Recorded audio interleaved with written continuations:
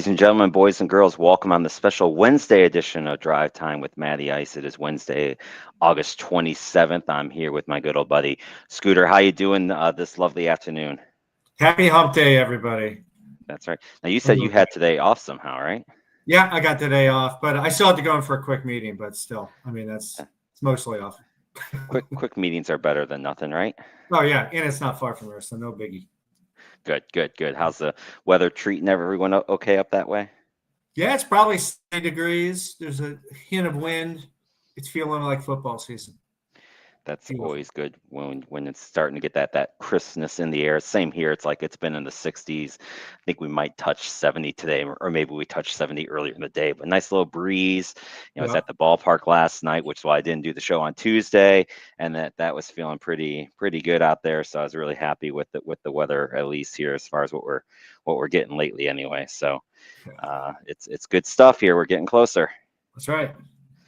Let me try to get this here done here real quick. I'm trying to get this here to share, and there it goes in that group. Okay, doing some Facebook stuff here, so hopefully we get some more people here to join in. But welcome everyone as you come in. So we'll go ahead here and get us started here with our usual look in the rearview mirror, which is a little bit even longer this time. But we're going to start off with some baseball updates. Of course, you know I've been watching this story very closely because I think it's fun, to see here exactly where this Colorado team ends up, and sadly they're winning. I think they're winning too many games on us. They've won 3 games since our last visit. They are now up to 38 wins, and the record, of course, is Chicago with 41 wins. So they've only got to win 4 more games, and they've got 30 games to do it in. So unless they go on a really long losing streak, which they have done a couple of those this year, it's looking like their bid to be the best at being the worst is going to fall a little short, and they're just going to be a sucky team, not the ultimate sucky team.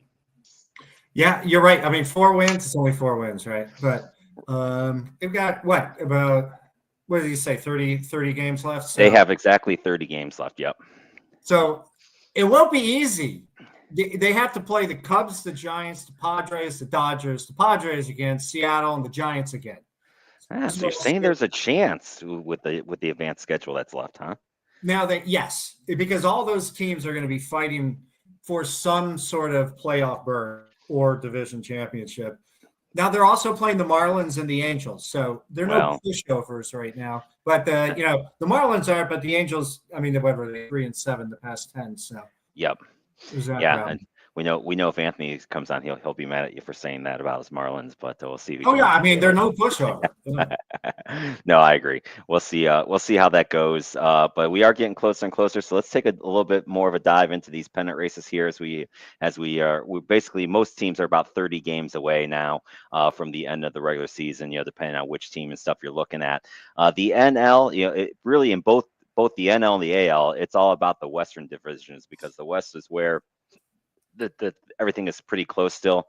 I honestly think the East and the Central in both the NL and AL, barring the team going on a complete slide, seem to be pretty well in hand. Philly has a 5-game lead on the Mets. The Mets did take 2 out of 3 in a weekend series this last weekend back, but they're still 5 back. I don't know that the Mets are going to be able to catch Philly. Milwaukee's chilled off a little bit since that 14-game heater that they were on, but they still lost the reliever today. Yeah, I saw that. Days. Yeah, so we'll see how that goes. But they're pretty. They got a much deeper bullpen than a lot of teams do. So I think they'll be okay, and they have a 6.5-game lead. So I don't think that Chicago is going to be able to catch them either, unless something really unforeseen happens there in the divisions. And then LA San Diego is where it's going to be fun. They just finished another series together. This time San Diego, I think, took 2 out of 3. So I think they've got one more series coming up later on in the year in September. So we'll see. They're going to be more having to get help from other ones, and we'll see where that one. I still think LA is playing with their food, like I said last week. I think they're just waiting to turn it on, and we'll turn it on when the time is right. Yeah, that's who they are right now. But yep, all good stuff. So now the wild card is a little bit closer. I listed some teams that where I kind of use. I'm trying to be. I probably could have honestly cut St. Louis, San Francisco, and Arizona out of this, to be honest with you. I think 6.5 with 30 games left is just hard to make up, especially with these teams. And realistically, San Diego's got a 3.5 game cushion too over the fourth place team. So really, it's all about, can anyone chase down the Mets? I think the only team really that's in this that could maybe chase down the Mets is the Reds, but even the Reds, I'm just not sold that they're going to be able to do it. I think the NL is probably pretty set, honestly, with where we're at, unless unless the Mets just go full on collapse mode here. Yeah, see, I don't disagree with you at all in those 6 teams right there. I have a little different placement for a few of them. It's not going to be the Mets; they're still going to be in that same place, but they are 5-0 at home against the Phillies this year. They're 6-2 this year, and they still have a 4-game series in a few weeks in Philly. So that should be cool. Here's the bad part for the Mets. Their away record is really bad. So that will probably seal the deal for the Mets versus the Phillies in a few weeks. But then I look at that, the Padres and the Dodgers. See, I actually think the Padres win the West simply because the Padres will go back to the Colorado Rockies. Colorado they play the Padres in 2 more series, right? And they only play the Dodgers in 1 more series. So I think that's actually going to be the series that turn the West. Yeah, I think you're spot on that, as well. We'll see how those series go, and we'll see how the West goes. I mean, I'd love to see San Diego win it, and put LA in the wild card round, just so they got to play a little bit more, but I don't know that LA really cares if they are in the wild card or not either. I mean, look at these years past. I think the teams that have been in the wild card round seem to fare better because they're playing and they're not sitting out. One thing to keep in mind too, with tiebreakers this year, there's no more of that play an extra game thing. It's all based off of tiebreakers. So after 162, that's it. You're not playing anything else as we get closer to the end on this side of it. So that's a little different. That's people kind of like that 1-game playoff, but how many 1-game you got playoffs? I kind of liked it, but I also I guess too, when you got these teams that you're trying to reward these teams that are getting the bye, it's yet another game that they've got to sit for too, and not play. And I think that's why they went to the tiebreaker thing to try to make those 3 wildcard games go boom, boom, boom without a break and not have the team sitting for a week, because it's not like football where a week off does sure, in baseball you might have a few guys that are injured, but a week of not having live, it's one thing between facing your own batters and your own pitchers, and another thing when it's a live game. And I think they need that repetition. Not sitting for a week is not good for them. All right, we'll take a look here at the AL side as well. Kind of similar, Toronto's kind of sliding a little bit. They just blew their 20th save of the season last night. So I love Toronto. I think they're a great story. I'd love to see them do well, but their bullpen is concerning to me, especially when we get into October games.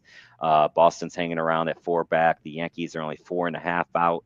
And then you've got, let's just call the Central over, because it is that they're up 9.5 on KC, 11 now on Cleveland. Cleveland did win their game today. I put these up before Cleveland played Tampa Bay earlier today.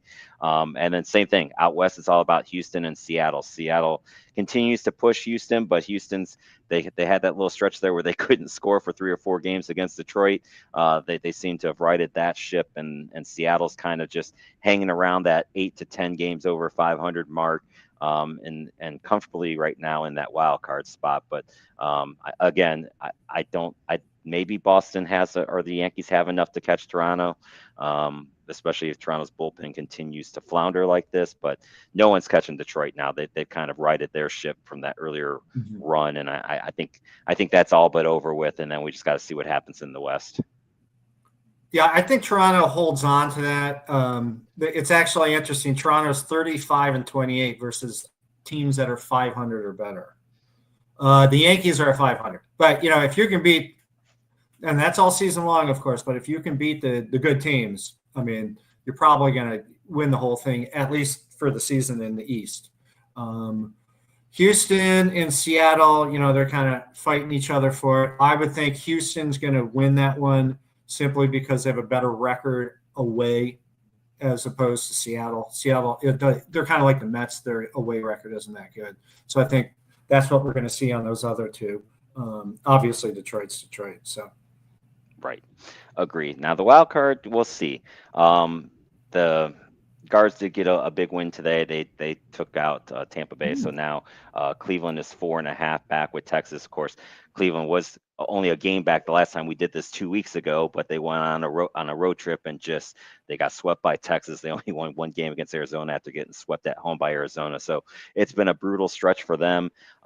They do play Seattle though these next 3 games at home, and they're pretty much you hate to say that you got to sweep an opponent, but I think for Cleveland you got to sweep it because even if you take 2 out of 3, you're only making up a game, and you're 4.5 back. So with 30 to play, so that they at least have to win the series. I think they've got to sweep it if they really want to close that gap. Texas is hanging in there too at 4.5 back. And KC, they made a couple moves, they slid back, but there they are. They're hanging in there as well at 3 games. I put Tampa Bay in there just because I wasn't sure who is going to win this game today.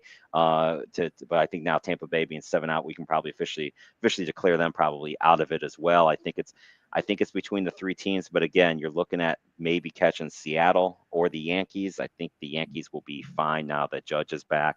I just don't see them falling off the cliff. So I think it's about, can anyone catch Seattle? And we'll see. Cleveland's got the best chance only because they got 3 games with them. Excuse me, right. Another thing with Boston, New York, and Seattle are that you compare them to the other teams, the other 4 teams you have listed, their runs scored for the season is extraordinarily high, as opposed to those other teams where it's not very high at all. So just by runs scored, I think these teams are going to, that order will change. Maybe it won't, but those will be the 3 teams in the wild card. Yeah, I don't disagree. I mean, the Yankees can score runs in bunches. These teams have offenses, so. I'm trying to get, I think Midnight Rider's trying to join us here. So let me send this to him real quick. Yeah, I know. Look at that here. So bear with me here while we do a little technical stuff here. So let's see here. But he said that was blurry. So give me 1 second here. We're taking a quick time out here to try to get him in here with us here. Yo, baby. T.O. Well, it looks like you have a cassette. It is a cassette. That's the back of my phone. It looks like a cassette. Is that a dupe of the Bon Jovi "Slippery When Wet" album? It could be. That'd be a great one to have. We could do that for a show one day when we're hurting for some material. Best cassette tapes from our day there. So, all right. So there we go. That's kind of the look here in the where we're at on the baseball side of things here. I did want to get into this a little bit because the subject of realignment hit last week, and there were. I think it's a no-brainer that the MLB is going to expand to 32 teams. It's not a question of if, it's a question of when it's going to happen. The money is just too much for these owners to pass up. There are a couple cities that are in place that seem like they've got viable bids. Out west, you've got Salt Lake City and Portland that are getting some traction for a team. Out east, you've got Nashville, Charlotte, and Raleigh that are all vying for a team. I think Nashville's a little bit further along just because it seems like they've got a kind of a stadium plan in place. Raleigh does not have a stadium built, but they've got the land for it and they got the owner with the money side of it. Charlotte has a minor league stadium in place. I think they've got the infrastructure there too.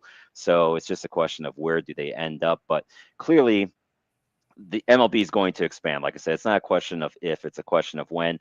So these are a couple of the different realignments that came out there. I thought both are interesting. Some have some similarities. Some are a little bit different. Well, we do have one other person joining us here. Hold on here a second. Here, let me get her in here.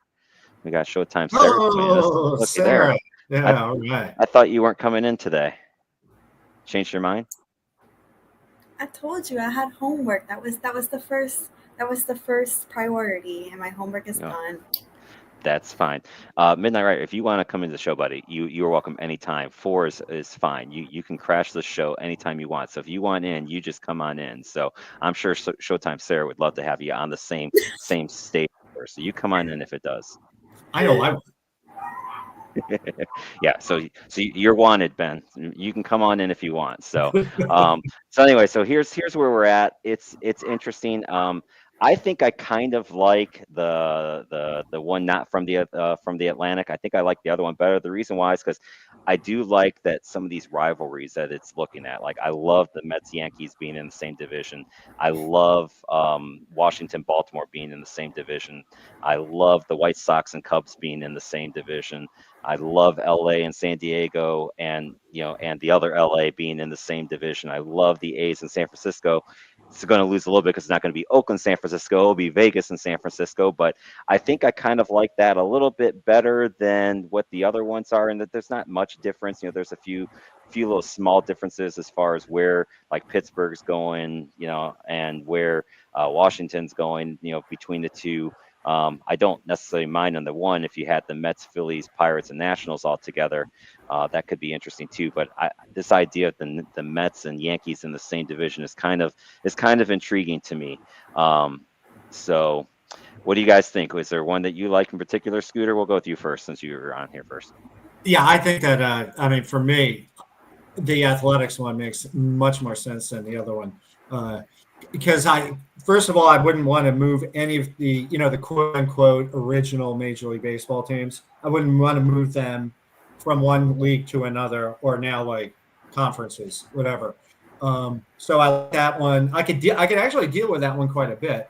I don't know about 4 teams in a division, but I could deal with the one on the left. The one on the right to me doesn't make. I mean, I understand the rivalry kind of stuff, but I don't like teams moving around the different leagues. Yeah, I hear that. I think that's definitely a concern here. I'm trying to do one thing here real quick here, and that's going to pop that up. I'm going to get rid of it. Come on. Stop it. Sarah, you got any thoughts? I know you're probably hoping for Raleigh to be the one that gets in here, but of all of them here, what's your thoughts on it?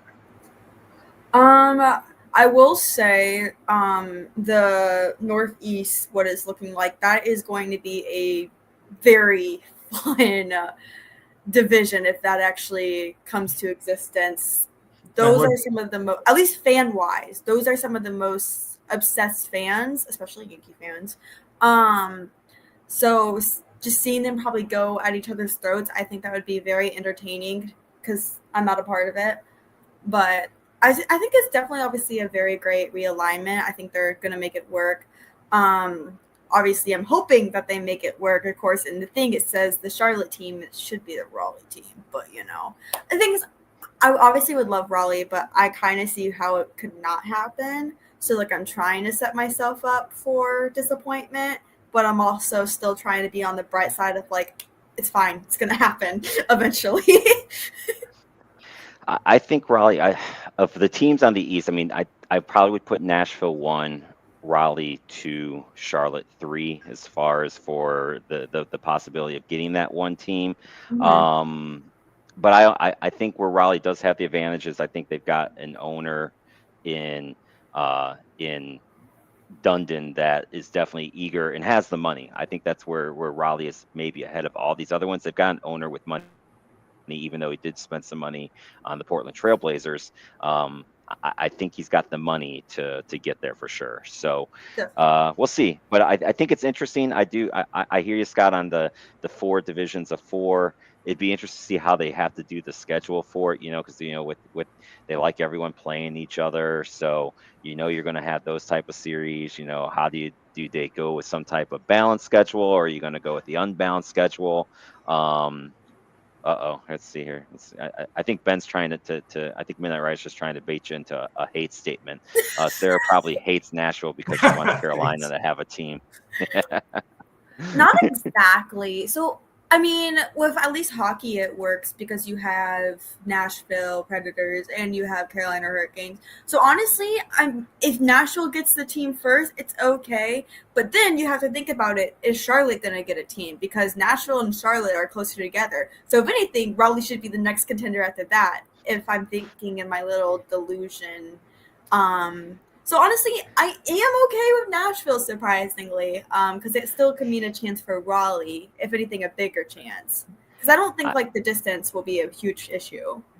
I think the only thing that would keep that from happening is I think they're going to go one east side and one west side. Well, yeah. So So like the Raleigh one will probably be the next couple of yeah, years where they look at an expansion, which if they, I don't know how much longer I can wait. So yeah, I'll be dead by and the time they have an expansion. these guys want they want the money. I think eventually they'll probably go beyond 32 teams, but the first expansion is going to be up to 32. So we'll see who goes where with that. But it's fun to look at. We'll see who changes divisions, who changes leagues, and if anyone changes at all. You never know with Rob Manfred what he's going to do. All right, so now let's have a little bit of fun with some hockey talk, of course. This came out last week, but with everything that we had going on with the mock draft, I knew it was not going to be able to do it justice. So last week, the NHL quarter century team came out, and here it is for everyone to see. You got your forwards. No real surprises as far as the forwards go. Bergeron, Crosby, Datsuk, Draisaitl, Kane, Kopitar, Kucherov, McKinnon, Malkin, McDavid, Ovechkin, and Stamkos. The goalies are Quick and Vasilevsky. And then your D is Daughtry, Hedman, Keith, Makar, Peter Angelo, and Weber. So I don't really think that there's a quote unquote surprise in here, but I do think that there's a few snubs. I'll mention I don't want to necessarily say snubs. I think that these are names that if you wanted to make an argument that they should be on here, I'd hear you out and then I'll give my case for a couple guys, but I want to hear what you guys have to see if there's any other names that maybe you thought of that aren't on this list. You don't see either of the Sundin twins from Vancouver on this list. There's no Jonathan Toews. There's no Sacha Barkov yet, and I think that's probably just because he just hasn't played enough years out of the 25 years for this. No Henrik Zetterberg. On D, there's no Erik Karlsson, no Brent Seabrook, no Chris Letang, no Ryan Suter. Goalie side, no Henry Lundqvist, no King Henry, no Carey Price, and no Marc-Andre Fleury. So those were some names that I've heard mentioned as far as, maybe a snub from this list. Is there any other names that you guys would have that you would think that maybe could have been on this team of those names I didn't mention or someone else that I didn't mention? Scott? I mean, like you mentioned, probably the ones that I would have mentioned. It was tough with goalies. I mean, two goalies. Again, I think the NHL itself put out their quarter decade team last year coming into this past season. I think they did. Right. And this is, of course, an NHL network, so it's a little different. And so there were some different players on each, and I think there are little different rules. Like this is. They couldn't have debuted before January 1, so they couldn't have skated in the NHL in 1999. Right. There's some players that I can't name them at the moment, but there are some players that came in 98, 99 that had terrific careers through 2010, 2011. And they would be ineligible for this NHL Network's quarter century. I bet. Correct. He's still spinning, so we're trying to get there. He comes. Hold on. Give me 1 second. I'll be right back. Okay. I gotta switch internet links. I'm sorry. Okay, you do that. I'm new to this. Help me out. Right. I do actually. I do like the Jonathan Quick selection. You do like Quick, okay? I like Quick. I like Quick a lot. Okay. He's a Connecticut guy. He is. Vic, just chime in here real quick. I don't know if y'all covered college football yet. We have not. So you just hold on there for a second, Vic. But sure. We'll get to some college football stuff in a little bit. So no, that's going to be. We're going to end the show with that part. So we're going to end with some football on here. So here's what I got. Because of course the thing is this, right? If you got to take somebody off the list, you got to, then that means if you're putting somebody on, you got to take somebody off. So I'm going to make an argument for a couple guys that I think I would actually take off this list and put on. And it's nothing against these guys that are on the list. They're all phenomenal players, either in their career past or still playing. I'm actually taking out Jonathan Quick. It's nothing, he's a great player, but I just don't know how Marc-Andre Fleury is not on this list. I get that.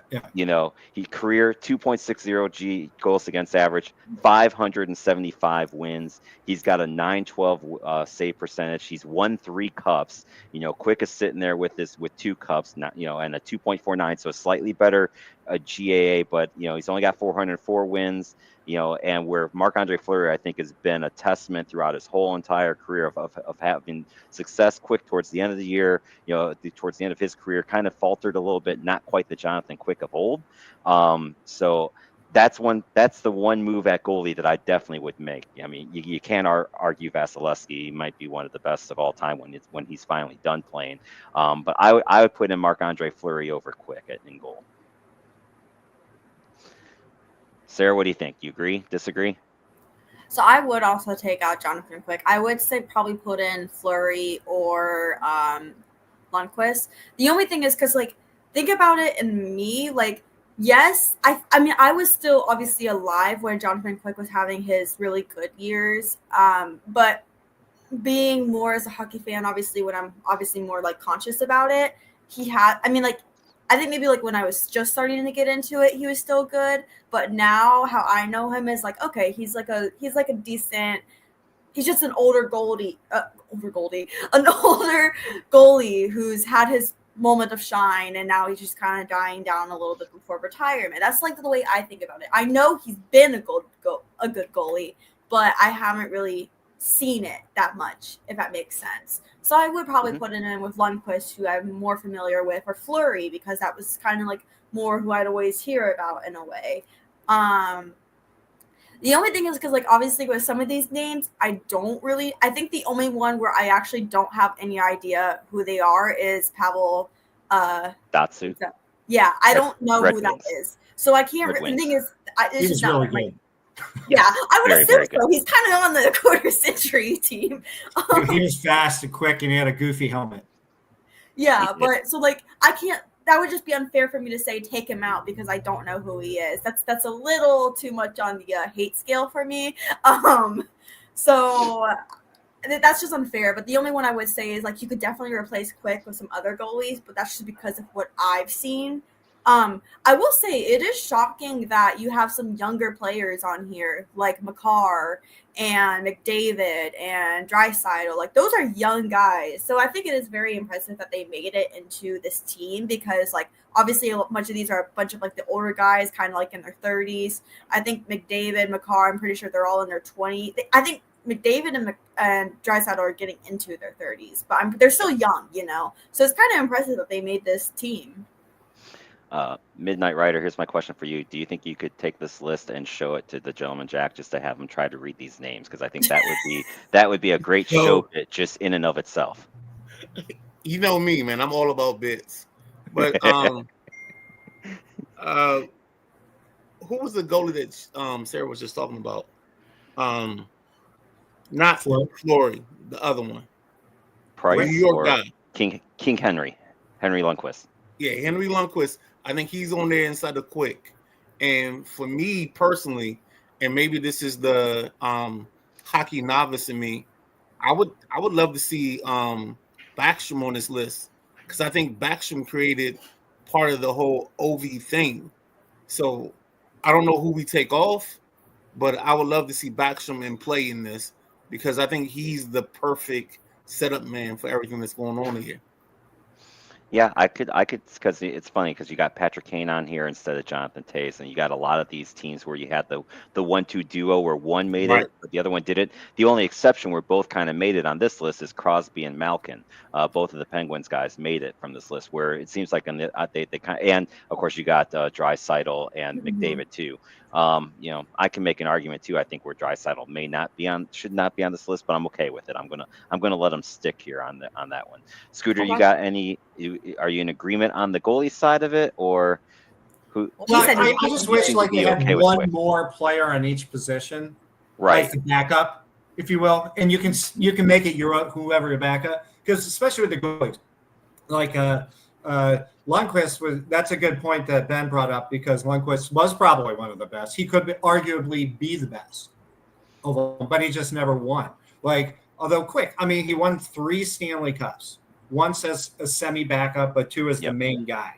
He won the Conn Smythe Trophy. What is it, in 2012? And it is probably, arguably, one of like the greatest goaltending performances. He stood on his head. I mean, that's the saves. He made some of the most acrobatic saves you'll ever see. I mean, he was just so. He has the more wins as an American-born goalie than anyone in the history of by far. Hockey. Yeah. I think that's the biggest knock, unfortunately, for King Henry is the 0 cups. You know, it's big time. Yeah. I think if Henry had won a cup, I think it'd be a no-brainer. He'd be on this list instead of Quick. But the 0 cups hurts. Jonathan Quick, one more thing. Let's not forget. He, just like Brian Leach, Nick Bonito, and Cam Atkinson, went to Avon Old Farms, where the Hartford Whalers used to All practice. right, there Right, we that's what I go. was- Yep. My hometown Avon. There you go. Put one down. Thank you. I am. Don't you worry. Had to I'm throw that updating it in. right now as we speak. I know you did a good job there. You threw it in very, very well here. So there he goes. There it is. Got it updated live there for you.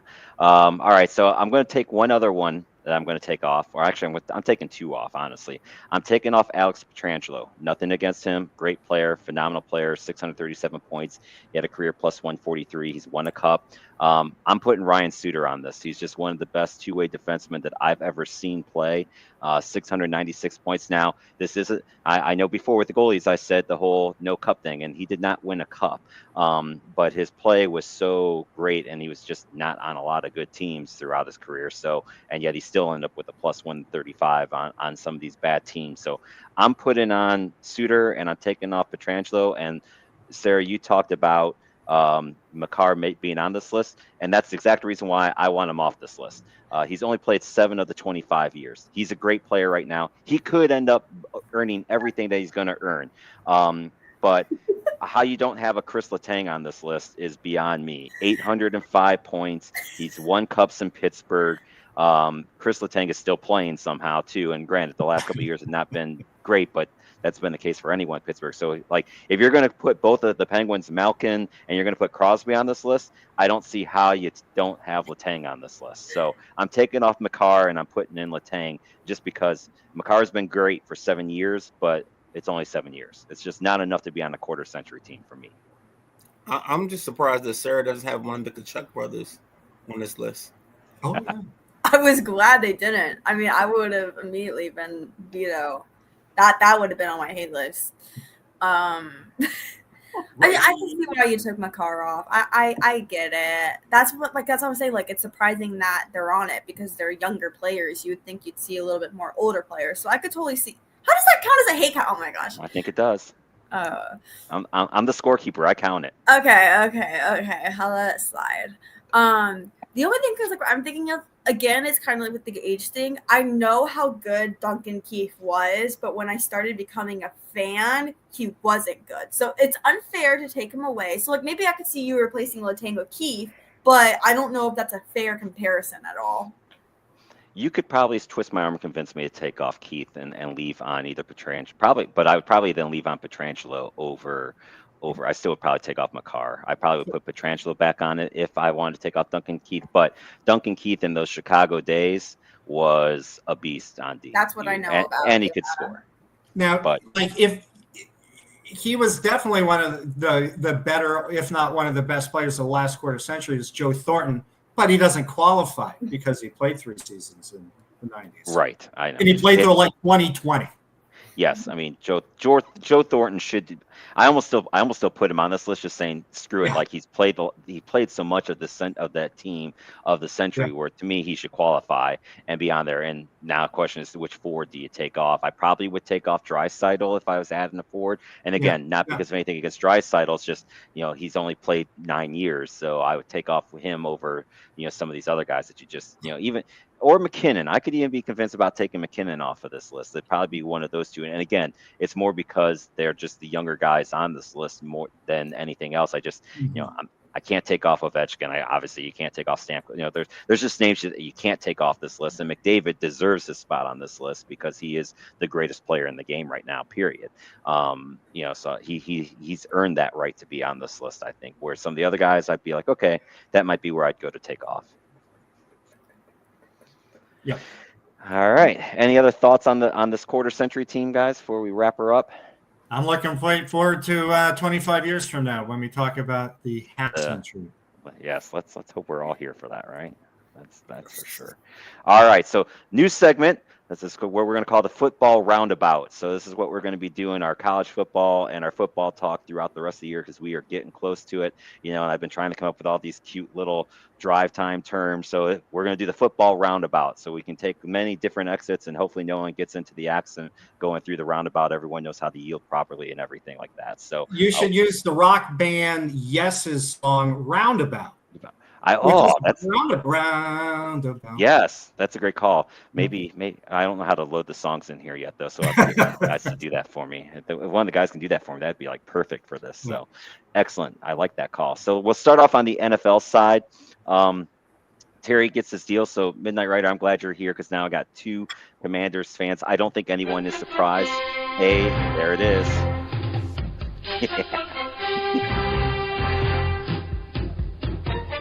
Yeah, you got the music. It's great. Yes. That's a good long clip of it too. I like it. Frankfurt. Yes. Sorry. Hey, that's still a good clip. I like it. That's the one that we need right there.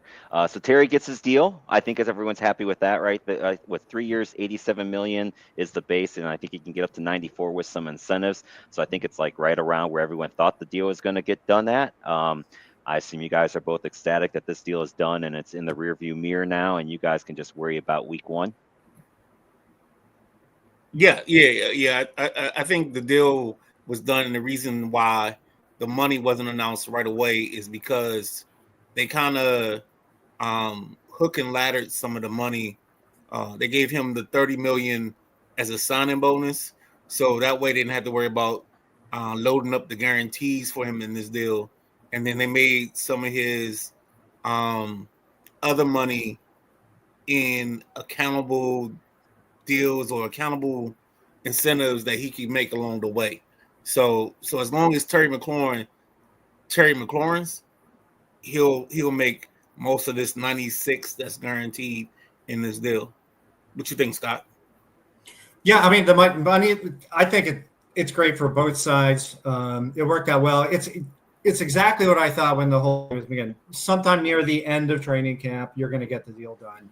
I was never really concerned about the whole thing getting done. The professionalism on both sides was really nice to see. You know, handshakes, bro hugs, everything was fine. And you look at Micah Parsons versus Jerry Jones, like it's like Civil War II down there. It's really bad down there. And it's like no one's ever going to sign there. But we got everything right because everyone acted professionally. It's nice to see. Yeah, I agree. The way Washington went about this, and even Terry went about it, it's like heads and shoulders so much better than what's going on down in Dallas right now. And who knows? You know, that the coach is talking like he's going to be back. You know, when they show up for practice, I'm not so certain that he is. I've not heard him say yet if he's going to be there when practice starts or not. Which if he doesn't, that's going to add a whole new twist to this thing down in Dallas. Yeah. I think the problem that they have in Dallas is just Jerry. Jerry wants the drama, and doesn't care about the dollars. And I think the beautiful thing, I don't know if you guys have seen the Washington thing, but like they have this great montage of him being Terry, because he went through all the names. So he has like the Redskins jersey, the Washington team jersey, the Commanders jersey, as part of his career, along the wall in Commanders or whatever they call the station now. I think it's Big Bear AI photosynthesis practice facility. So yeah. I agree. Let's see here. Come on here. I get my little thing over here. Let's just call it Redskin Park. Chip's got win-win deal for both sides, and he almost gets his 33 per year. Dallas is a shit show. Yeah, I think we're all in agreement there that Dallas is just that. I think we can all agree on that for sure. That's something that everyone can agree on. They should have a hell of an offense, though. Yes, they will. Yeah, that's for sure.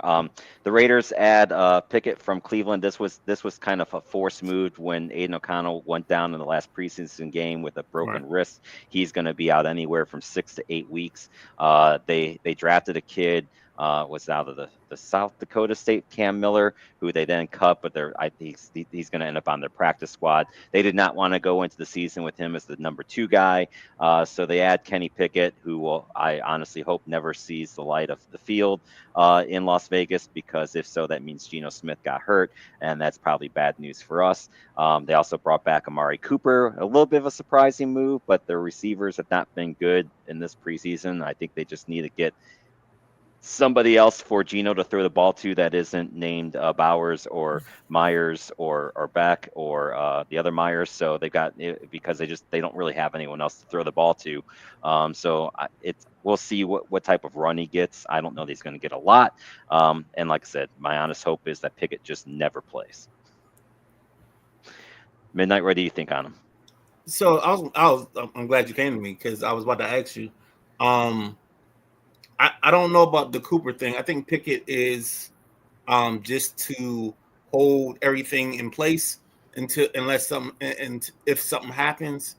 The Beck kid, I'm curious about him because he's got a great story, and if he becomes anything, the story and the player becomes something that's significant.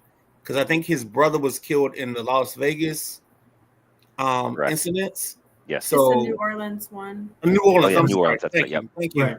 See, there you go. That's why you got Showtime Sarah, because she's up to date, baby. I But don't yeah, know about that, but yeah. no, because you're more current than I am. Yes. Yeah, I'm 50, so hey, I don't know about this stuff. Yeah, I think he's got. I mean, from all accounts, right now he's sitting 2 or 3 on the depth charts. It's just, I think that they just feel like they need. It's just that there's nothing behind him that really did Okay. much this preseason. So I think that's why they're bringing in Cooper. Makes sense. Makes sense. Yeah. Good. Then that's a good move. It's a vet, so I'll never think it's a bad idea to bring a vet into a wide receiver room that's young, other than Myers, who's been around. But I think it's a okay move there for sure. I don't mind them bringing any of these guys in. The Pickett thing, that was a good idea. I mean, you got to bring him in. You can't put some kid in there from South Dakota. No, we've seen what Wentz does. Good luck, Vikings. And Cooper, yeah, I would bring him in too, just exactly as you're saying, because they do have some young kids. So they have at least 2 rookies that are wide receivers on the team. So they need a little vet growth on there. Cooper's always been a good vet, good pro. And I mean, Dante Thornton, he's going to turn into something. They do have receivers on the team. That's okay. Interesting enough with the Kenny Pickett thing, he and Sam Howell, they were traded within 24 hours, maybe within 12 hours of each other. And they are officially, they're the only players to ever be traded 3 times during their 4th season. Or by the season. That's crazy, isn't it? Yeah, they're, and I think it's just because they're both kind of similar. They're a solid backup guy, that you can probably trust coming in for maybe a game or 2, but they're just not starters in the NFL. They certainly played games. Pickett actually played well in his the time he had in Philly. Yeah, because he did have to play, and I think we saw him in Washington, so that wasn't. And the teams had to trim down to 53. There were some notable cuts there are a few that caught my eye. Obviously the Shiloh Sanders one in Tampa, that kind of happened before this. Hunter Renfrow, who was trying to come back, got cut from Carolina. Marquez Valdez-Scantling gets cut from Seattle. Hendon Hooker in Detroit got cut. I think he'll probably, if he doesn't latch on to somebody else, I'm sure he's going to end up back on their practice squad. Tommy DeVito, for that big run that he had with the Giants there, 2 years ago. He gets cut now, and then Deontay Johnson gets cut in Cleveland, so that did not last long. And then Cam Akers gets cut in New Orleans. Those were just a few of the names that caught my eye. Midnight Rider, were there any notable cuts that caught your eye? Hendon Hooker, because I thought he was going to be something, and so far it seems like he didn't or he isn't. So that stuck out big to me. And then the Cam Akers, because in New Orleans, I don't know who the backs are. Maybe they got Showtime Sarah and Scooter as their running backs, and I don't know it, but I don't know any of the running backs that are in the Saints backfield outside of Kamara. So, yeah. I think Akers has had some Achilles issues. Maybe it's yeah, that's right. That's another thing going on. There you go. That's Scott. Yep. Scooter. I'm sorry. Scott or Scooter. All the same, right? And then earlier today, Minnesota is getting back Adam Thielen. For those that played fantasy football a few years ago, this was the combo to get. You wanted Thielen and his 100 reception yards. He did not produce that in Carolina. Then again, Carolina is going to Carolina. I'm a little surprised Carolina made this trade, but I think it's good for Minnesota. You got now, boy, you've got 3 decent receivers there. The pressure's not going to be on them, but it definitely helps relieve some pressure from the other 2 big names that they got there. So, is this a good move for Minnesota? Midnight, we'll start with you. I'm sorry. Who would you say you starting with? Yep, you're the guy. Okay. So for me, fantasy name point, I always play that Love and Thielen as my team name. So I'm always rock that. But yeah, I think this is perfect for them because they get a third guy that is solid and he can kind of run the middle of the field while Jefferson and Addison are doing their thing. And plus you lose Addison for the first 6 weeks. So Right. yeah. I think that's perfect or the perfect move for this squad. Agree. Scooter, like the deal? Yeah, I do.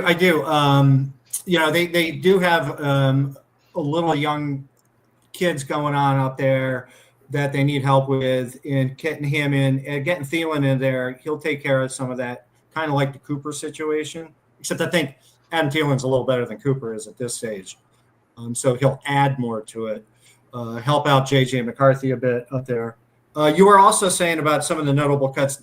Well, not so notable. You said he signed with the Pats today. The waivers that went on today. Aldrich Estime from Denver, he got cut. But he just signed with the Philadelphia Eagles practice squad. That's a bad situation. And then Kamani Vidal from the Chargers, he signed back onto the Chargers. So there are some under the radar cuts in the re-signing. So I thought some of those are good. Yeah, we should start seeing all the practice squad guys get announced, I think, today or tomorrow. Yeah. Is when that all should start happening. So, Sarah, any thoughts from the Carolina fan base side of it? Not that you're a Panthers fan, I think I've sadly have warped you into being a Raiders fan. But I know every now and then you would care somewhat about the Panthers. Any news down there of how they feel about this move? No, I don't really know. I mean, it seems like an okay deal. I mean, as Vic says here, he wanted to go back, it seems. So can't really give you much information about how I feel. It's probably sweet potatoes, North Carolina loves their sweet potatoes. That's true. But Bojangles we now have the Carolina Panthers box, and so got that going for us, I guess. We're still supportive. There you go. That's right. Well, we'll have to, now that you're here in Midnight Riders here, we'll come back to maybe a Bojangles thing later on in the show. So, all right. Bojangles stories. Okay. We have food. I mean, yes, we do. I did, and I did kind of side rail that whole show Sunday Midnight Rider with it when I brought up Bojangles, because that brought up the whole Bojangles Popeyes debate. And, there's never a side rail to our show. Like we love side rails and wormholes. We good. Yeah, we hit that on Sunday. That was for sure. I kind of felt, I was like, oh boy, I started something there. I didn't even think I was going to start anything. So, all right. Well, what I like to call week 0 was from last week. We had the big game in Dublin where Iowa State defeated Kansas State 24-21. I saw a little bit of that game. Nothing from those two teams really excited me that much. Hawaii won their first game of the year, which is a bit of a surprise. They took out Stanford with 2 late field goals, 23-20. Nothing else. There are a few other games, but nothing really worth noting from the big week 0 results. But it did start, and that gets us into this week, which is week 1. Now that first game, though, pardon me for a moment. That first game, the Iowa State versus Kansas State game, there were a lot of people upset because it's a big rivalry game. It's one of the oldest rivalry games in the country. A lot of people are upset that it took place outside of these two, either Kansas State or Iowa State, let alone in another country. I think the big thing was it wasn't in one of these two places or locally. I kind of was surprised, too, that was the pick for the Dublin game just for that reason. I think that is one of those rivalries that you want to have there. The backyard. Is that what it is? Yep. Well, Chip, hold on. This is our next segment, buddy. So, Chip, you're a segment ahead of schedule, but don't you worry. We're gonna dive deep into Kent State here in a second here, just for everyone's sake. So with that, let's get into week 1. Let's start off with the big game, and then this isn't the big game, but anyway, Kent State. They are currently sitting at 21 game losing streak. The sad part is, they've lost 21 games in a row before, from 1981 to 1983. So they are not new to a 21-game losing streak. Their last win came on September 16th in 2023 against Central Connecticut State. That is the last win. Now, their first game, if they're going to win a game this year, it's going to be this first week. They play Merrimack, which is an FCS school, so that's the old Division One AA school. And you're like, oh well, that sounds like a pretty good chance. We lost to a Division Two school last year, so just keep that in mind. Just because we were playing a One AA school does not mean anything. They have fired their coach Kenny Burns. Not because he went 1-23, which you think would be a reason why you fire a coach, right? That should be the reason why he got fired. No, he got fired because he was taking money that was supposed to be used. Hold on. He was allegedly taking money that was supposed to be used for paying players and stuff and using it to pay down his betting debts. Yes, I said that correctly. So that's still guys got to do what a guy's got to do. Right. Well, when you're the coach. Yes, because it's not been proven yet, so I don't want to go casting anything out there that's not been officially proven as to why he was let go, and the university won't say. But that seems to be the what's out there. So interim coaches Mark Carney, they just had to hire 3 or 4 position coaches a week before training camp opened up because the staff was not full after Kenny Burns was let go. They got some guy that played at Fordham is going to be our starting quarterback, CJ Montez. This is how bad Kent State was last year. We averaged 13.9 points a game and gave up 44.1. Out of the 136 teams in Division I football, we are officially ranked 136. There is no team ranked lower. Now, if somehow they don't win this game, we do play 132 Akron and 134 UMass later in the year, but we've got Texas A&M coming up after this week. So Midnight Rider, right now the streak is at 21. I mean, that's what I said. I know you love doing the numbers for the Georgetown thing, but I don't think Georgetown's losing streak ever hits 21, where we can start getting in the players with 21 on it. And I still think there's a chance we hit 22. So, I mean, if you want, you tell me when to start it, because I can start it this week and we start with 21, or we can wait till 22. And I'm full game because I got plenty of 21s. You got Deion Sanders, you got LaDainian Tomlinson. If you want to go basketball, you got Dominique Wilkins. So you tell me how you want to do this, and I'm game. I think you got to start with 21 just because there is a small chance that if they're going to win a game this year, it's this first game. So right. go ahead and start it with 21. So Sideline Podcast Network. Actually, I'll do it now as I'm on the show with you. I'll drop it to 21. So there you go. I got you, man. All right. So now, Sarah, you I know you still stay with your Wolfpack, but you always like having fun with me on the terribleness of Kent State football. So it's bad, isn't it? So are you going to have a section just ask like the the Colorado Rockies, did this Kent State win a game? You should have a section about that. This is going to probably be a weekly feature until we win a game. You're all right. You are correct. I like it. Chip says shit 21. It's going to be 30 plus. It could be. There's a chance that they could go 0-12 again this year. That's a very good possibility. I would like to point out that Central Connecticut State University is located in New Britain, Connecticut, not far from Hartford. Okay. And that was their Division II school too, right? They've been Division I. Are they? At least in basketball. Okay. Never know. Well, not 12. I mean, they may have changed. Who knows? I mean, University of Hartford is now Division III. I mean, 2 years ago we were Division I. You just said University of Hartford. 3. There you go. Now you're up to 3. There you go. We got it updated in there. So yeah. So that is the story. That is Kent State football. I know maybe most of you don't really look. It's my alma mater.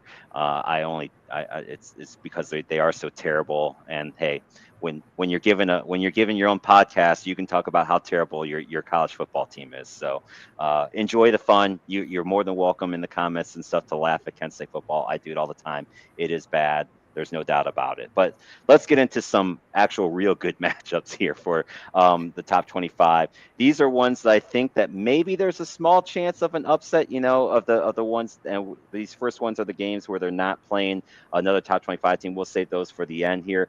Boise State's at South Florida. Boise State has to go into Florida, deal with the heat and humidity, which they're not used to. South Florida kind of underachieved last year. Boise's kind of got a change in their offense. We'll see what it's like without having Genty in the backfield. So that's kind of one that I think could maybe be one to watch for. You got Tennessee against Syracuse. Tennessee's got a lot of questions with basically Tennessee and UCLA, traded quarterbacks during the offseason is how it basically worked out between those two. So what does Tennessee look like with Nico leaving? Can Joey Aguilar deliver for them? Syracuse has a lot of holes to fill with McCord gone. This game's in Atlanta too, which probably doesn't lead well to them, but that could be one of an interest to watch to see how that fares. I think the big one is Alabama and Florida State on Saturday. Can Florida State show that last year was just a fluke? And what better way to do it than if they can, at least hang close with Alabama? I don't know that they will, but maybe they can. Alabama's got a new quarterback in Ty Simpson. So we'll see how that one goes. One more that I'll bring up, and then I'll let you guys take a shot at these four. If there's any other ones that you want to bring up. South Carolina, Virginia Tech. Virginia Tech is not the Virginia Tech of old, but I think that could be an intriguing matchup. South Carolina kind of wants to prove that they are up there for a bid for the playoffs this year.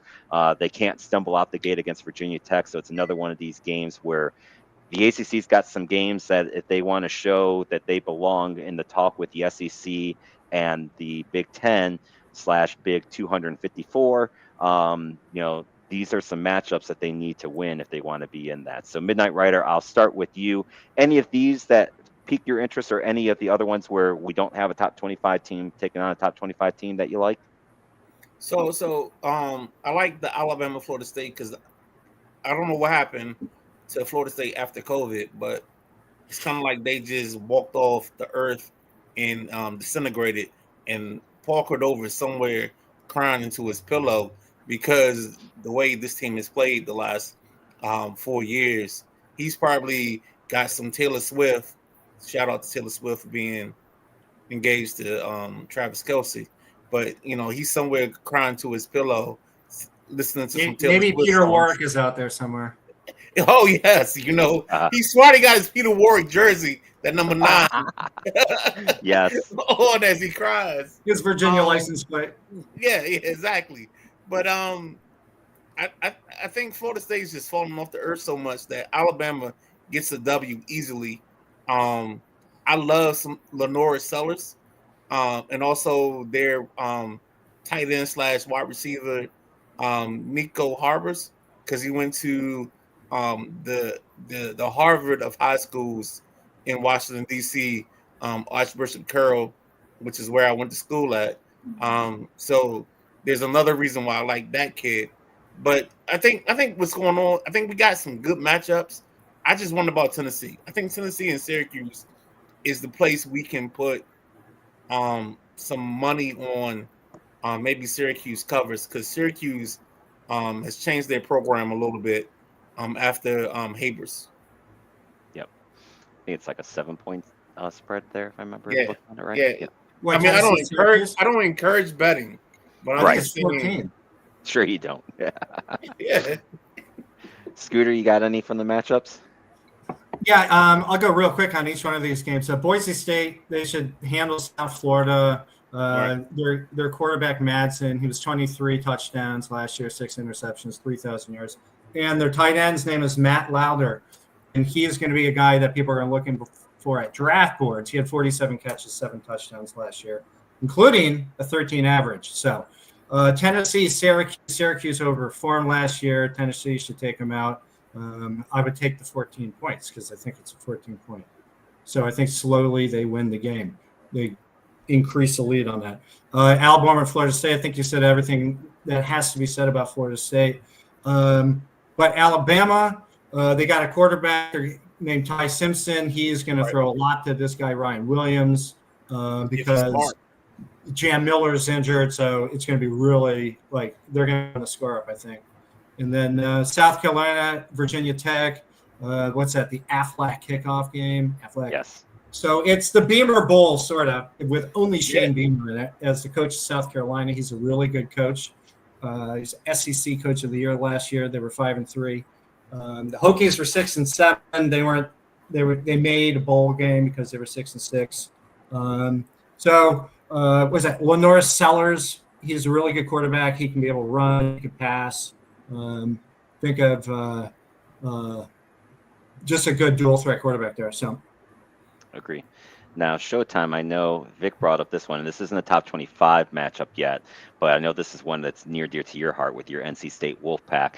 They've got the East Carolina Pirates, so this is kind of a rivalry game in the sense that East Carolina doesn't get many shots at NC State, but when they do, they usually give them their best, and this is a 13.5 point spread right now. Is NC State legit this year, or is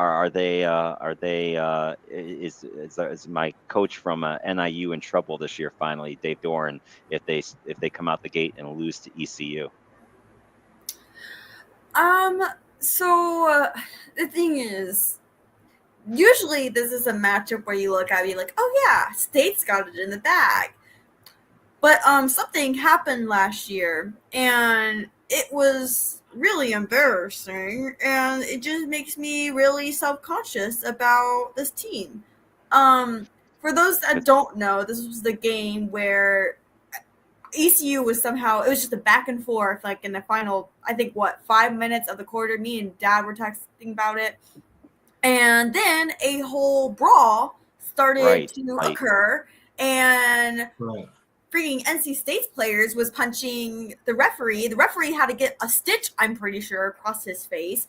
And to be honest, it's not my proudest moment of a Wolfpack fan. I am not. I take full responsibility for that. If anybody brings it up and be like, yeah, you got me, was not the best shining moment. So with this game, I can't tell you anything. If the Pack lose, it's going to be really embarrassing for us to try to come back from that, because I mean it's our preseason game, so it's okay. Technically, it doesn't count. Oh no, it's not preseason. Right. It counts, but it doesn't count towards the ACC stuff. It counts, but so this is basically a make it or break it. The first part of the season being like, okay, we're not the laughing stock, but if we do lose ECU, we will be the laughing stock for a while, and it'll take. I need to look at the schedule. I have to see what's next. But is this in Raleigh or is it out in Greenville? I think it's in Raleigh, so it kind of gives us the advantage here. Hold on. Let me pull it up. Why are you looking at it up? It's at the Carter Finley, so it makes me feel a little bit better. But it's super hard to say. It'll be a fun one to watch, but it might also be a really fun one to watch in a bad way. Were you going to say midnight?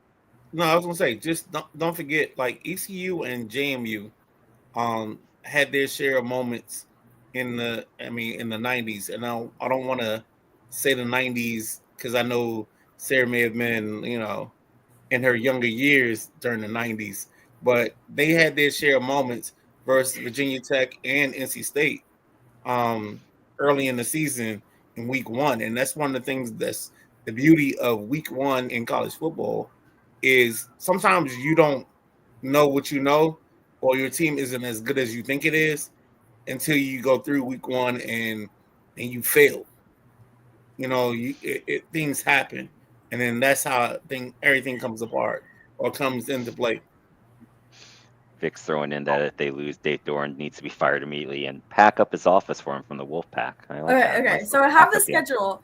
We play ECU, then Virginia, then Wake Forest, and then I would say the one if we lose to ECU, the one where we can kind of prove ourselves is we play Duke. That'll be a fun one if I see Jack. Duke should be better.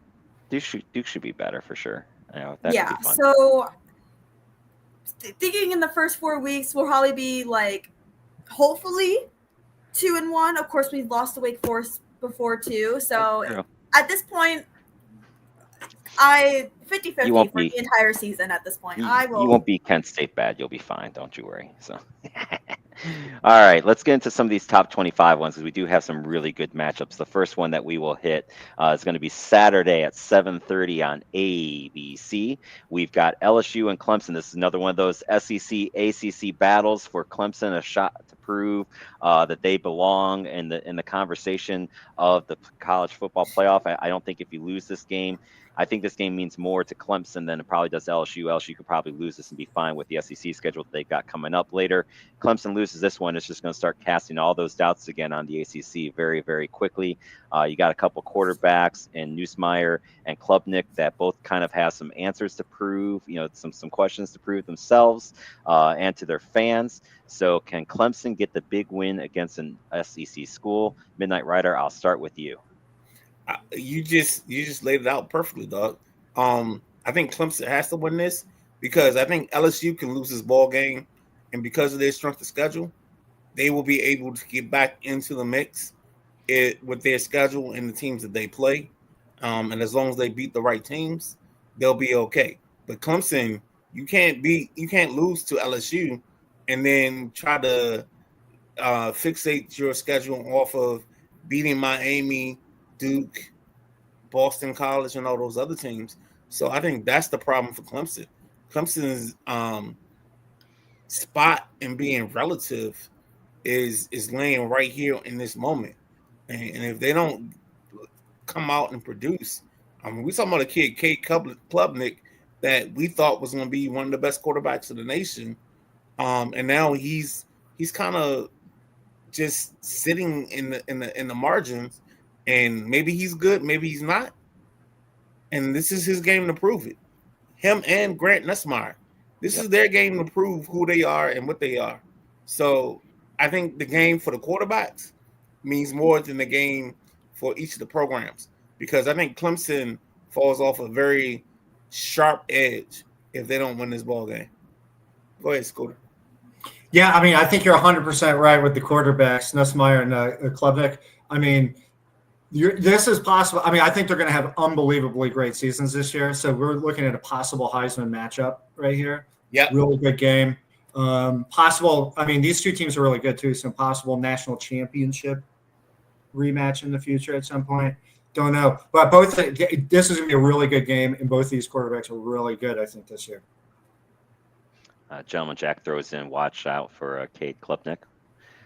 Showtime, you got any thoughts on this one? I know that Clemson's kind of close by to the Raleigh area. What do you think? Can Clemson pull it off? So my best friend's boyfriend is a Clemson fan, and I remember when we were playing them, I'm pretty sure NC State won that game. So that was a very fun moment for me. Clemson's had an interesting roller coaster the last, 3 seasons? Because I can't remember if it's this past season or the season before that, but they weren't looking too good. So the fact that they're rated number 4 is a little interesting to me. So honestly, give me LSU. I think, I don't know. LSU is just more usually on top. Clemson, I don't think it's going to be necessarily a bad thing if they lose this. I think they obviously still have a moment to bring it up, but it's hard to say with the first games. With the one with Alabama and Florida State, obviously I think Alabama's going to win that, but it'll be interesting to see how Florida State plays because of the roller coaster they've been on. So I think this game and the Florida State game is just an eye watcher for Clemson and Florida State, just to see how they're going to play this season, because they always start out in an interesting way that's different than the other time. I like it. I like that too. Sarah, if you go to YouTube and go to College Game Day, Pat McAfee and LSU, there's an interesting saying. You're over 21, so the saying that LSU has, when you say the prologue that goes into the thing will be appropriate, but there's some interesting language when you talk about the LSU program, and I'm gonna leave it at that.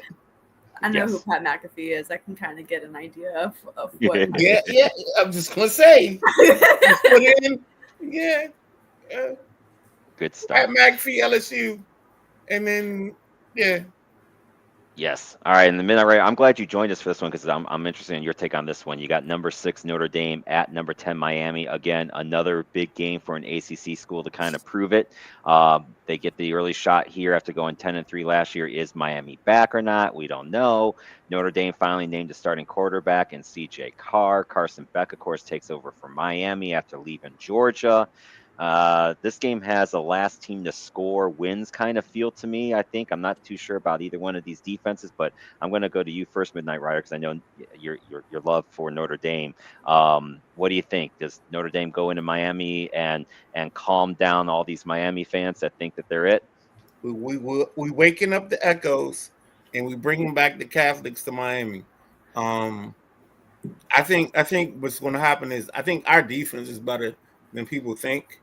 And if as long as we can rest our laurels on love, like love is going to be the big thing for the Notre Dame Fighting Irish. And if we can believe in love and let love make its way through, then we're going to be okay, because what we build on and what we are is love. And when I say love, I mean Jeremiah love. Are we in church right now? Because love doesn't fail. You know what I'm saying? But yeah, I think number 4 is the key. I think if we can keep the football, honestly, and I love Sarah for jumping in with that, because she caught on to me being in my ways. But no, I think Jeremiah Love is the key to us being successful this season. And I think our defense is better than people think. But the problem is Miami, from an offensive and defensive side, are very good on their front line. So that's going to be where the challenge plays out. And that's going to be the decider of this ball game. It's not going to be if Love can endure, because we know Love can't wait. But there's going to be a thing when it comes down to Love, that it's got to stand the test of time. What is love? Love is. What's love got to do with it? Everything. Oh boy! Oh boy! Here we go. We're starting to go down that. We're starting to go down. I'm sorry. No. So no. Seriously, I think if Notre Dame can keep this football game in the belly of Jeremiah Love, I think they win it. And I think, because I think the thing that we question, and I think Jack Carr in one of his little minis or his reels, he asked the question, what Carson Beck are we getting? Are we getting the 2023 or are we getting the 2024 Carson Beck? And that's what decides this ball game, to be honest with you. I think if Notre Dame can run the football and Carson Beck figure out which Carson Beck he is, that's where the ball game lies. But I got Notre Dame winning the ball game. Scooter, what do you got? In the name of love, I can't argue with that. Come on. At least I got some left, so that's good. I mean, he's right. I think it's a low-scoring game. I mean, Miami's good. They're not Notre Dame good. I mean, they're returning like something like 7 starters. And they had a pretty decent season last year. I think we agree. It was okay. It was okay. It was okay. But yeah, so I think, I mean, you're going to have a better team beating a good team is what's going to go on. I mean, what is it going to be? 21-17, 21-14. You think it's not going to be high school. Not with that defense that Notre Dame is. Okay.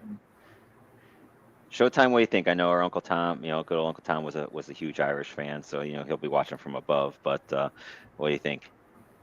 It's a love story, baby. Just say yes. Yeah. Look at that. Pulled out her own. Look at that. Sarah's got a Lil Jones. Well, that was a Taylor Swift reference, if I must. But no, obviously Notre Dame. I think if Notre Dame loses, good old Tom will send a hurricane down to Miami. So there you go. That's for punishment. I like it. Yeah. All right. So now we got the big one. Of course, this one is kind of bittersweet in a lot of ways. It's also going to be the last game that Lee Corso is at live with the good old, and I love Lee Corso. He's been on ESPN for so long now, and he's just, you could kind of see the last couple of years. You could tell the age is starting to get up to him a little bit. So I'm glad that he's coming back to do one last game. I'm glad that it's in the Horseshoe. I'd be shocked if he doesn't put the Buckeye on his head just to get the home crowd riled up. But you never know. For his last one, he might go Texas too, just to get everyone booing at him one last time too. So we'll say our goodbyes to Lee Corso, which is kind of sad. I've been watching a lot of the stuff that ESPN's put out this week on him, which is kind of, I've been fortunate. I've been cutting onions when they've showed a few of those things because they've been some real good features that they've done on Lee. So we'll say goodbye to Lee, and then we get into this game Saturday at noon at Fox. You got number 1 Texas against number 3 Ohio State. Both teams have lost players. Texas lost 14 guys. Ohio State's lost a lot of their leadership. Of course, they've lost their quarterback. They've lost their running backs. But they do have Smith still as probably the best wide receiver, arguably, in the game. Does Arch Manning live up to the hype? Because now it's time for him to show that he's legit. And the question is, too, is Julian Sayin the quarterback as he takes over for Ohio State? What plays out and what wins in this game? I'll be honest, I have no idea. I just don't know what to expect from Ohio State. I think it's a brutal first week. The good news is I think for both of these teams, whoever loses this game is not out of the playoff race. I think that if this is their only loss, especially if it's Texas, they're going to be just fine. I think if it's Ohio State's only loss, they're probably going to be just fine as well, or they could probably even still lose to a Penn State, hopefully not a Michigan later on down the year. So I don't know. This game has that feel to it in that sense. I think everyone knows that it doesn't matter who wins or loses this game, but man, what a way to start off the first week on Saturday. So Midnight Rider, what do you like about this game? I mean, I think the first thing we got to talk about is because of the playoff, we've lost that love and feeling when it comes to being stuck into the initial parts of the season and what it means. So today, I'm just saying, if you are the Ohio State quarterback, if he can do his thing and make things work, I think he has the best receiver on the field. And I think Sayin is the way that makes everything go.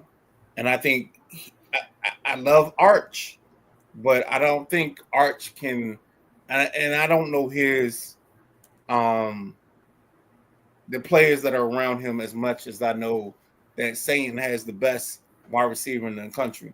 So I'm just saying that Sayin will go Sayin and make this thing right. So I think Ohio State wins. I take Ohio State in the number because actually Ohio State I think is favorite even. They are like 2.5. It's the home favorite. It's the home. Yeah. I'll take that number any day, every day, and twice on Sunday, and I'm just going with Ohio State, and I'm just saying. There you go, Scooter. What you got? Well, love me 2 times. This reminds me of the LSU Clemson battle. You got a Heisman.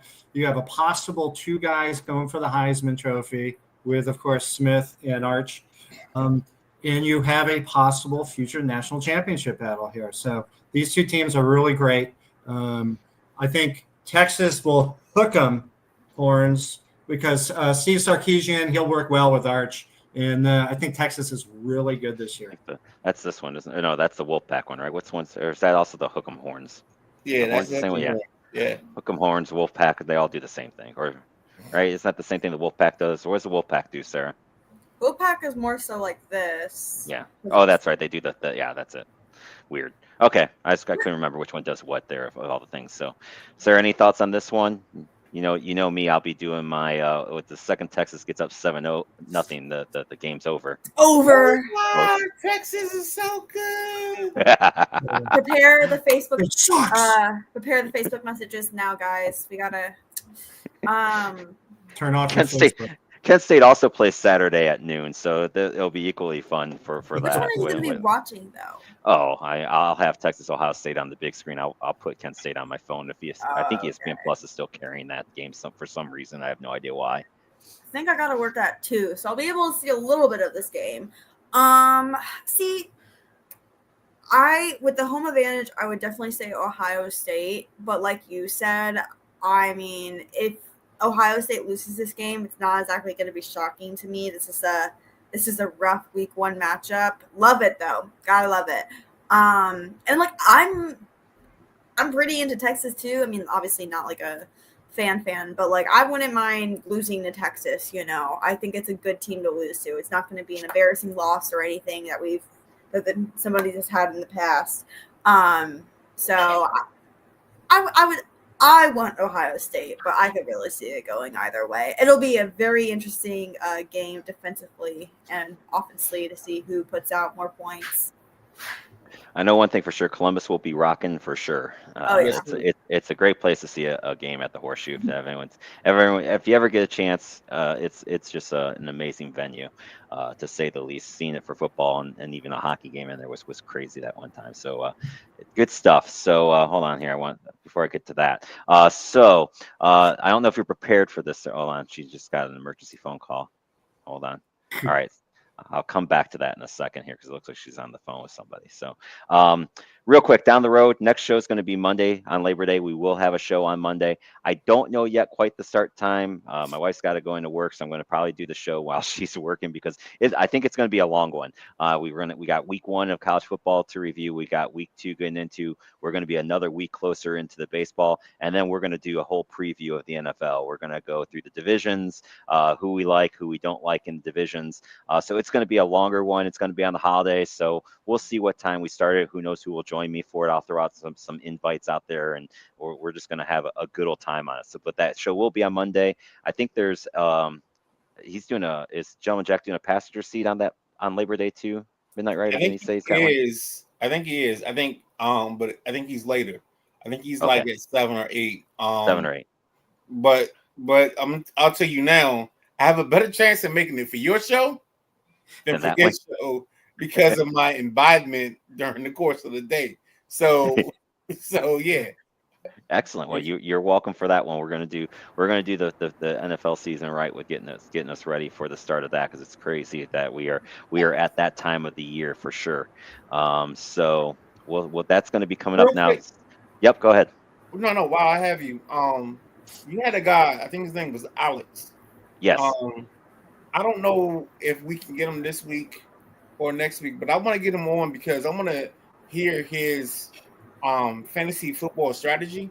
Okay. And maybe I don't know if we can do it your Monday Labor Day show. Okay. But let's think about like fantasy football strategies and draft strategies. Okay. Maybe me, you, if Scooter's available, we can just talk about how we view a fantasy football draft in that way. I'll shoot a message to him after we get off of here, see what he's available for coming on the show. Yeah, because I love what he's talking about, and I know I have my theory, I know you have your theory, and I know Scooter has his theory. So yeah, I like it. I think it's a good little plug for that for sure. So with that, we'll see. I'll get him on for that one. If not, then we'll definitely get him. I'll try to get him on a show. I'll see if he can do one of the. Even later on, it's cool. Yep, yep, you got it. We can do that for sure. All right, sir, you off your phone call there? All right, so I don't know if you were prepared or not for this, because when I came into North Carolina on Sunday and I had mentioned that I was at a Bojangles, Midnight Rider had put in a special request of some customer stories of customers that interactions that you had. Now I think you wanted what? You wanted 5, I think. Didn't you ask for like her top 5, right? Midnight Rider. She has 5, but I'll take 3 because I know. Yeah. From the customer, Matt, we worked at Enterprise, right? And Scooter, so we know we got our stories. So yes, yeah. So you got any good Bojangles customer experience stories that you can share? You don't have to name. Obviously, we're not going to name any names, so you don't get in trouble or anything like that. But we've all been in that. Hell, I worked at Taco Bell during Bar Rush at Kent State, so we could share stories too. But since this was a love for Midnight Rider, and he's here, and you're here. Why not? So, what do you got? Give us at least one good Bojangles story. I'm trying to think. The thing is, like, sometimes it feels difficult when it's happened a while ago. I'm trying to think of stuff I genuinely remember, and I probably will not forget. I will say the story. We have a regular, really old guy. We call him Grandpa. We don't actually know if he's a grandpa or not, but that's just his nickname. Um, so Grandpa here is just very old. I will put it at that. He drives in his little gray Toyota Tacoma at 2 miles per hour in the drive-through, slowly moving up. And when I used to take orders outside, I've obviously moved up from that. I'm actually basically like a kind of like mini manager now. So I would take orders outside, and I'd see him pull up in a tiny little truck at 2 miles per hour, and I would just try to like speed it up by just walking to him. But he won't. I'd be like, "Hi," and he just slowly puts his car into park, and then he tells me his order. And the thing is, he's a regular, so he usually hands a ticket that he got from like the day before. And so I just basically copy everything into there. He asked for a bunch of condiments, honey. Wait, no, I have to, honey, strawberry jelly, butter, and salt, pepper, and whatever. So I'm like, okay, tell him his total. Puts the car slowly back into drive, 2 miles per hour, drives away. And usually when you take orders outside, you have to walk the line up. I just gave up at that point. I was like, he'll get there eventually. Let me just walk to the next car and move on from there. So now I've had to deal with him in the window. So slowly pulls up to the window, slowly puts the car into park, tells him his total, which is usually $6.05. He grabs his change slowly out of his pocket, and he hands me the change. It's usually exact change, whatever. Then we hand him his order or something, and then he's looking at me like he still wants something, and I'm like, "Are you good? Okay, are you good, sir? I want a sweet tea." Why didn't you say that before? So I'm like, okay, and I just have to get out of the thing and put the sweet tea in and put the thing on, and I'm like, okay, it's his total. Give him the sweet tea. Can I get a water? Water's free, so it's fine, but it's so bad. And the tons of sauces he asked for. Everybody knows when we see his order, we're like, guys, Grandpa's coming. We make sure all of the sauces are in there. We make sure he's got strawberry jelly. We make sure he's got honey. We make sure he's got everything. He still asks for more. Mostly honey. He's addicted to the honey. But so what we've decided to do is to try to make sure to kind of beat him at this little game that he plays. We don't know if he does it on purpose or he just genuinely is has dementia and just doesn't remember these things. So we always just ask him when he gets to the window, "You want a sweet tea, sir?" "Yeah." "Okay, add it on." And then he has to actually grab more change because he's prepared for his $6.05 total, even though he adds a sweet tea almost every single time. So, and then, give him his food. Guess what? Slowly drives off. Brakes every 2 seconds, by the way. And if you've been to our Bojangles, we have the window, drive-through, and then the people are crossing, but there's also a curb, and you got more parking. So, curb, and then you have to go out.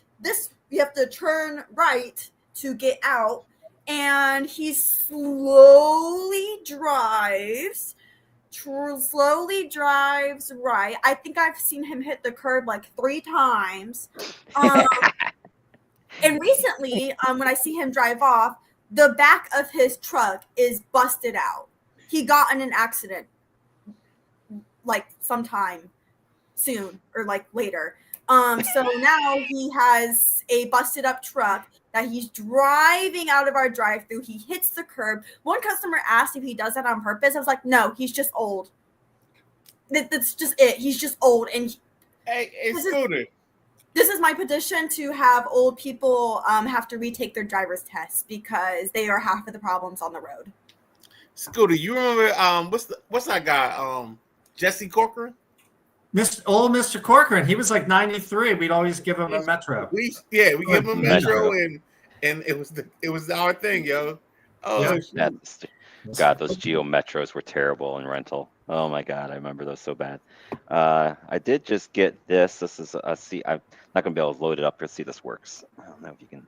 Is it showing? No, No, it's gonna not show. showing. Oh no, it's the USA uniforms and Brady's he- chucking it. Yes, Brady Kachuk is wearing the USA uniform, showing off the USA uniforms for the Olympics coming up in February. Nice. We're gonna win. Love the jerseys, hate the person. Hey, why I got you, Scooter?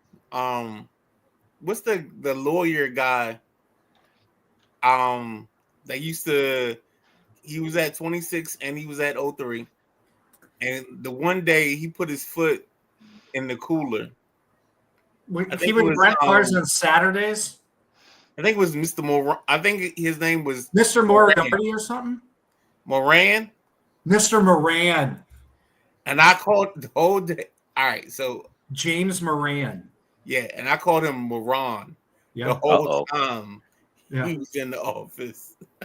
Yeah, he used to we'd have to pick him up on like Saturdays at the metro station. And we close at 12 noon. So we'd have someone like there, he wouldn't show up, we'd be there. This is like kind of like cell phone. 80% of people didn't have cell phones yet. Yeah. Because it's like 99, 2000 range. And so all of a sudden he would like take a cab. He wouldn't get there on time. He'd take a cab. He'd walk in the back door at 1626. He's like, "Oh, I need to be reimbursed on my cab too." It's like, it's a $9.99 rental, and we're spending $20. Yeah, to get you. It's going to give you a $10 rental total. People. And we called. I called. I swear to God, the whole time I talked to him, because Reggie told me about it. I called him Mr. Moran the whole time. And his name was Moran, but I called him Moran. Yeah. Me and Reggie had he was a lawyer, yeah. Yeah. Me and Reggie had a whole different experience at 1626. Oh my And gosh. Jeff Nail just so happened to be our manager. Nailed. And anytime you talk to Nail, just ask him about clipboards. I'll bring that up to him in text and say, No. and Get him on the show. When you on the show, just say, "Hey, have you ever broken a clipboard in front of your employees?" Maybe we can get him on Monday since hopefully he won't have to work. No. Even better, ask him. And Scott's gonna lose his shit on this. Ask him, have you ever fired your whole entire staff during the Monday rush? I was not involved in any of that. You weren't involved in that one? No, I wasn't involved. I love Jeff, and I've never actually worked under Jeff. Really? He was never my area manager or manager. Oh, no. Yo, there was a Monday. He fired everybody in the office. and then like closed the door, and all we did was turn around and laugh. It was me, Reggie, what's her name? Oh God, the smart girl from Georgetown. God, I can't think of her name. The dude from Germany. We had Marcus Holloman. Yeah. Thank you for calling Enterprise Rent-A-Car. Yes, my name is Marcus. How can I help you today? Yes. Yeah. He was out with me at the airport. He'd be like, "Welcome to Enterprise. What do you want?" It's like a little more personal. I'm sorry. He's I'm up on the German show. But yeah, we had Marcos and those dudes. Like, yeah, we had Marcos. We had the whatever the girl's name was. Anya. Yes. Oh God. They were great. So good. I think my favorite Yokin got fired. Did he? Yeah, he got a D-way and they fired him. Oops. Well, yeah, that'll do it. I remember he was like 6'7", and I went to a hockey game with him and Marcus because they had a free ticket. I bought him some beer. So as we're leaving, some guy like Yokin was so tall and he sounded like the Terminator, German. The German Terminator. Terminator. So some guy comes up and he goes, "Yo, brother, yo, bro, my brother, you got some change you can help me with? And Jochen just looks down because he's all tall and he goes, I am not your brother. He's like, okay, sorry. Oh, He walked away. man, It's like, whoa. we could do a whole show on enterprise stories. Yeah. So. Oh hell yeah! And maybe we do that on like a Tuesday. Roundtable Man, discussion. I think my favorite one is I had this one guy who brought back his car that got damaged from a deer, and he was serious when I wanted his deductible money about going after the deer for that I because the remember deer this. caused the accident, and he wanted me to go after the deer. I'm like, sir. And I thought first he was kidding, like a ha, and I looked at his face. He was not kidding. He was dead serious. I was like, I don't think the deer has insurance, sir. I'm sorry to disappoint you. Oh, we had a good laugh on that one. I'm All sorry, right, I derailed good. the show. Good. No, that's okay. But since once you were on here, I knew that you wanted that from Sarah, and that was good stuff. So we got a good Bojangle story. We got some good enterprise stories. And speaking of good stuff, we've got some good shows coming up here too. We got, of course, Monday nights, which would normally be after me, but we're on the special Wednesday night. So the Pretenders and Contenders, just a great show. Coach Devon has got that thing, flying off the hook. It's just great with the guests that come on there for a totally unique perspective in the high school sports in the local DC area. The Tuesday night flight, of course, got this guy Midnight Riders on there quite a bit. He does an okay job on there. The passenger sheet Okay. is Gentleman Jack got a show tonight, or was that the guest last Yeah, night? we got a coach from North Carolina tonight at 8 o'clock.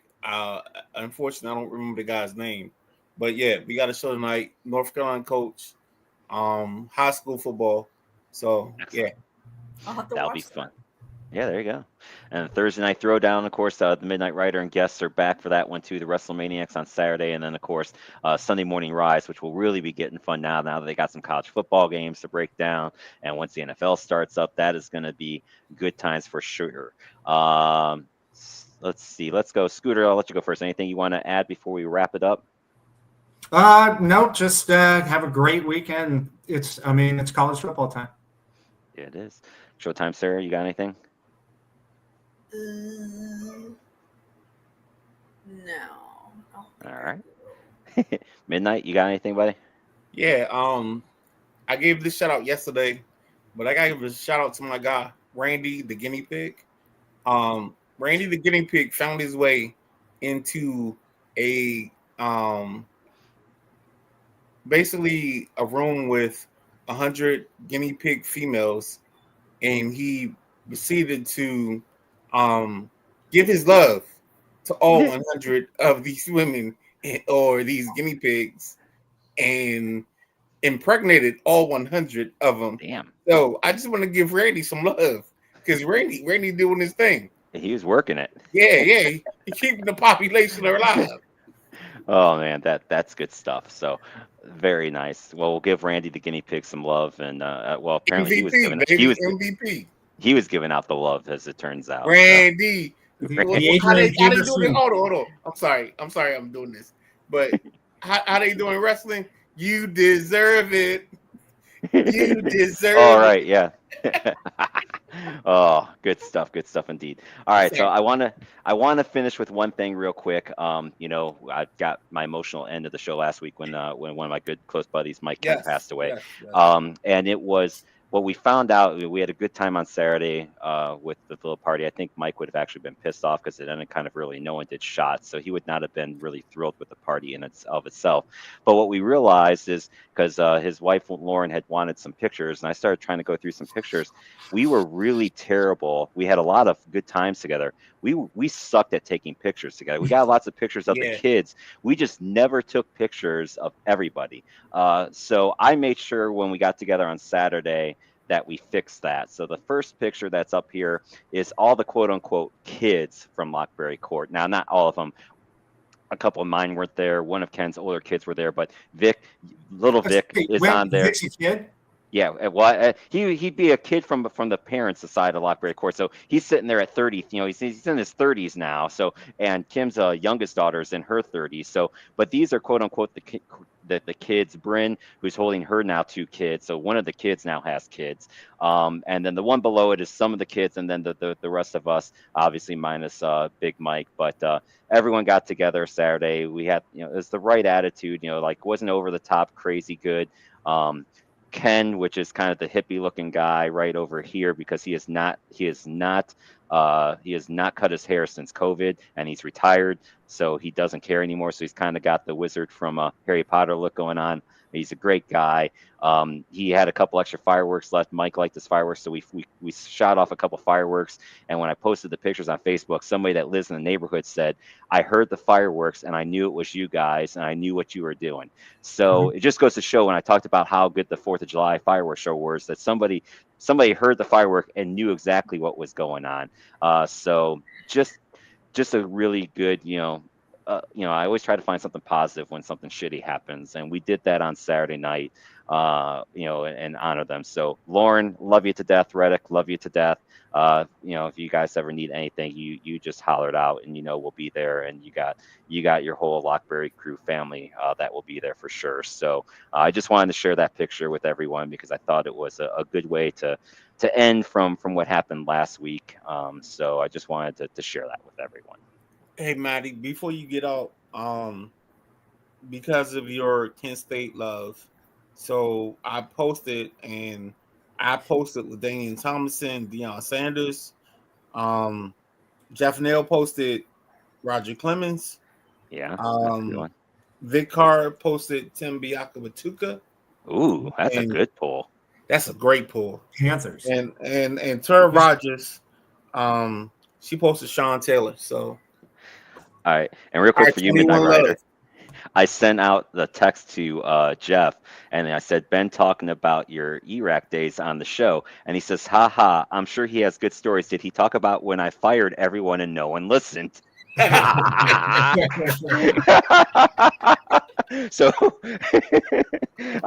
I'll have to tell him that that's the exact story that you shared. So he's gonna love that. Yo, I tell you, man, I love Jeff, man. Yeah, he's there's no person, and Scooter will understand this. Is for me is, and I don't mean to go on a tangent, but is Jeff and is Roboski. There are two people that Robo and Jeff Neal that dog. I can't say I have an enterprise career without those two, and even Scooter included, because he was with me on most of those journeys. Robo would be a guy, because he was my manager at a couple different stops there. He'd ask you to do something shitty, but he'd do it in a way with that voice of his. Like, all right, fine, I'll do it. Like you couldn't say no to the guy. Just the way that he would ask you he'd ask you in just the right way. It's like, I know this is something shitty I've got to ask you to do, but you'll do it for me, right? All right, fine. No, he would adjust my shirt collar every morning when I walked in the building. And it was just like, yo, all right, hey Ben, come here. And I'd be like, he adjusted my collar because he knew I got dressed in the parking lot. Like, I didn't put my dress shirt on when I worked at Enterprise until I got in the office. And part of that was because I was a music person. So it's like I show up to work in a t-shirt or a tank top, and my music plays. Like I had walk-up music before walk-up music was a thing. Well, plus sometimes you have to start the day cleaning cars and stuff. You don't want to exactly because then you get something on it and then you're done anyway. So yeah, there's a few days I showed up where if I knew I was starting off cleaning cars, I did not wear the dress shirt into the office either. Yep. Not until it was open time. Those guys had me once clean the trunk of a car, and I remember this. It was like the first week I was at 1H or whatever it was, and that was at the old 1H. And so there is a, how's the best way to put it? A transgendered stripper. Yes. Yes. And you guys made me clean up. There is the best way to put it. Fingernails. Yes. And I did. There you go. I think that's a story to end on right there. They were very long fingernails. Yeah. He knows what I'm talking about. Yeah, the days of Enterprise in which you had to clean up out of some of these cars, just crazy. For sure. All right, guys, we're going on an hour 45, so we should get out of here. So I thank Yes. everyone for joining in. The comments were good. Special shout out to our guest, Midnight Rider, for joining in. That was good stuff. Showtime, Sarah, Scooter. As I always say, make sure you hug your loved ones, tell them that you love them, because tomorrow is not guaranteed. But if you are here with us, join us again next Monday for a special Labor Day show. And until then, see you, everybody. We out.